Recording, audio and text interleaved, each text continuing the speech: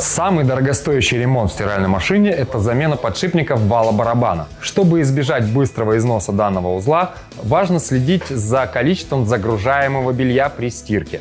Производителем указано количество максимально позволительного для загрузки сухого белья, обратите внимание, 4 килограмма, но данный предел распространяется только на одну из программ, существующих в данной машинке. Остальные программы рассчитаны на гораздо меньшее количество загружаемого белья. Очень важно избегать перегрузов стиральной машины, и тогда она вам прослужит очень долго. Если накопилось большое количество белья, лучше разделить его на 2, а то и на 3 стирки.